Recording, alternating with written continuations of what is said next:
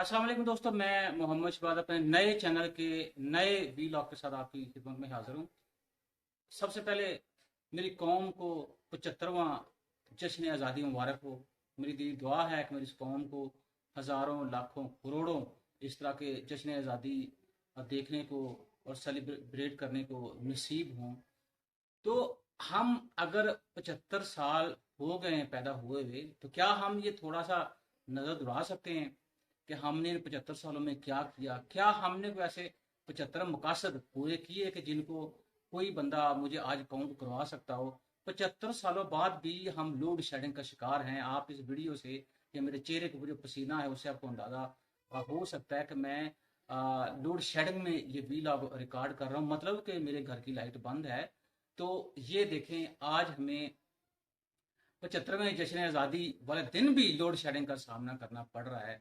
माना मैंने कि तकरीबन हमारी पॉपुलेशन का 62 से 64% नौजवानों के ऊपर मुश्तमिल है। तो क्या ईमानदारी से बताइएगा मुझे, क्या हम नौजवान नस्ल को प्रॉपर तरीके से इस्तेमाल कर पाए हैं? बल्कि इस्तेमाल की जगह मैं लफ्ज़ यूटिलाइज इस्तेमाल करूंगा, क्या हम उनको पूरी तरह यूटिलाइज कर पाए हैं? क्या हमने अपनी नौजवान नस्ल को उनका पूरा हक दिया है? कतई नहीं, जो मेरा ख्याल है। क्या इन 75 सालों में हमने अनएम्प्लॉयमेंट जो तकरीबन 7 से 8%, ये गवर्नमेंट की फिगर बता रहा हूँ, वैसे अनऑफिशियल से ज्यादा ही है, क्या उसको हम कंट्रोल कर पाए हैं? नहीं। पिछले चंद सालों से देखें कि पाकिस्तान में कितने लाख लोग जो है बेरोजगार हुए हैं इस पॉलिटिकल, इस इकोनॉमिक इंस्टेबिलिटी की वजह से। क्या 75 सालों का जो एक ख्वाब ये भी था कि पाकिस्तान मुआशी तौर पर मजबूत होगा और दुनिया की उभरती हुई जो नेशंस हैं जैसे G20 G7 उसमें हमारा नाम होगा? क्या वो मकसद हम हासिल कर पाए? कतई नहीं। क्या हमने मुल्क के अंदर जो तकरीबन 40% गुर्बत का रेट बताया जा रहा है, जिसको पॉवर्टी कहते हैं इंग्लिश में, या इकोनॉमिक्स में इसको कह लेंगे पॉवर्टी रेट का नाम दिया जाता है, तो क्या आप समझते हैं कि पाकिस्तान में 40% लोग जो खते गुर्बत की लकीर से नीचे रह रहे हैं, ये पाकिस्तान का ख्वाब था या पाकिस्तान को उन 75 मुकासद में एक मकसद था? कतई नहीं। मकसद ये था कि हम हर शख्स को बुनियादी जरूरियात जिंदगी की जो सहूलियात हैं वो फराहम करेंगे। हम उसमें भी नाकाम रहे। क्या ये भी 75 सालों के उन मकासद में से एक मकसद था? इन 75 सालों में हम मुल्क के अंदर से गुर्बत खत्म नहीं कर सके। आज का जो पॉवर्टी रेट है, या वो लोग जो खत्ते गुर्बत की लकीर से नीचे रहे, तकरीबन 40% बनते हैं इस मुल्क की आबादी का। तो क्या इस मकसद भी हम कामयाब हुए कि हम मुल्क में से गुर्बत जो है उसका किला कमा कर पाएंगे? नहीं। क्या इन्फ्लेशन जो तकरीबन अब कहा जाता है पब्लिक फिगर्स के अंदर भी 20 से 22%, जो मैं कहता हूँ तकरीबन 25 से 30% उससे भी आगे निकल गया है, क्या उसको हम कंट्रोल कर पाए हैं? 75 सालों में हमने कोई एक मुझे साल बता दें जिसमें कहा जाए कि ठीक है, मुल्क में इस वक्त जो चीज़ों की कीमतें थी वो बड़ी स्टेबल थी, हम अपनी मर्जी से बेस ईयर उसको बना लेते, उसके बाद हम उस बेस ईयर को मद्देनजर रखते हुए हम इकोनॉमिक फिगर जो उसको उसके साथ खिलवाड़ या मैनिपुलेट करते हैं। तो क्या ये भी हमारा एक मकसद था? या हम इन्फ्लेशन को कम करने का जो हमारा ऑब्जेक्टिव था उसको पूरा कर पाए? कतई नहीं कर पाए। क्या मुल्क के अंदर जो आपका बजट सारा जो 55 खरब तक पहुंच चुका है, आज की जो फिक्र है, क्या ये भी उन 75 सालों में से एक ऑब्जेक्टिव था कि मुल्क का आज जो बजट खसारा है उसको इतना ज्यादा बढ़ा दो? या मकसद मेरे ख्याल में ये था कि बजट खसारा कम से कम करें जितना हो सकता है? क्या उस मकसद में हम लोग कामयाब हुए? नहीं।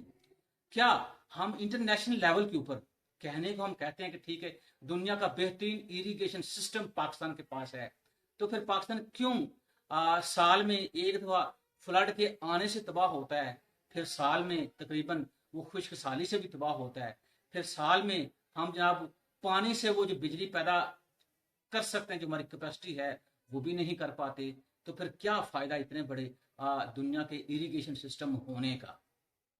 हम कहते हैं कि हमारे पास दुनिया की सबसे पुरानी सिविलाइजेशन है, तो क्या उस पुरानी सिविलाइजेशन को हमने प्रिजर्व किया? क्या उन पुराने जो टूरिस्ट स्पॉट्स थे उनको हमने प्रिजर्व किया?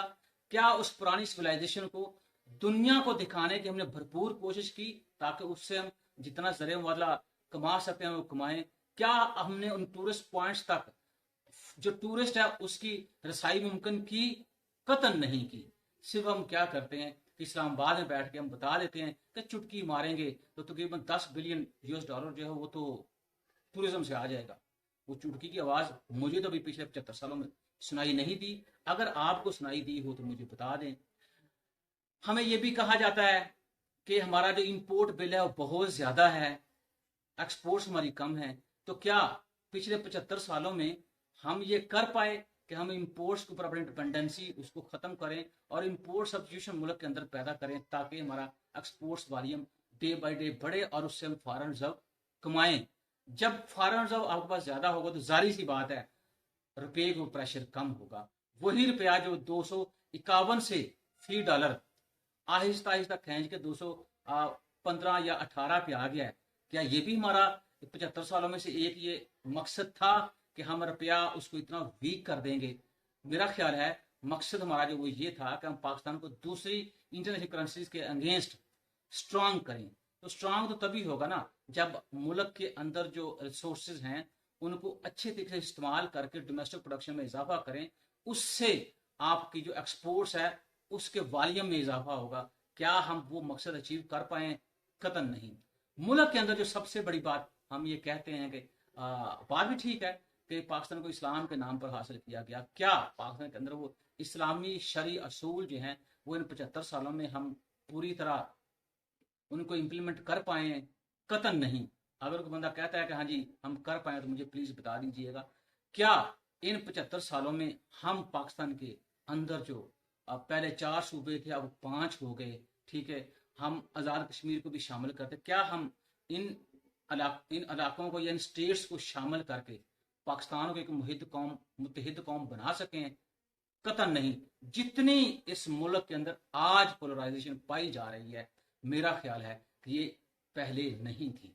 क्या इन 75 सालों में हमको मुल्क के लिए कोई एक मंसूबा ऐसा बना सके कि जिसकी बेस के ऊपर हम कहें कि हाँ जी पाकिस्तान जो है वो आने वाले 30 सालों में या आने वाले 20 सालों में या आने वाले 25 सालों में दुनिया की बड़ी माशियतों के अंदर शामिल हो जाएगा? आज भी हम मिसाके जो मुआशियत है उसके लिए रो रहे हैं। आज भी हम तरले मिनते कर रहे हैं कि पॉलिटिकल इंटरवेंशन जो है उसके अंदर ना आया जाए या ना की जाए। आज भी हम अपने इदारों को वीक कर रहे हैं। क्या किसी ने अभी तक ये सोचा कि हमारे अदारे मजबूत होंगे, हमारा मुल्क मजबूत होगा तो हम मजबूत होंगे?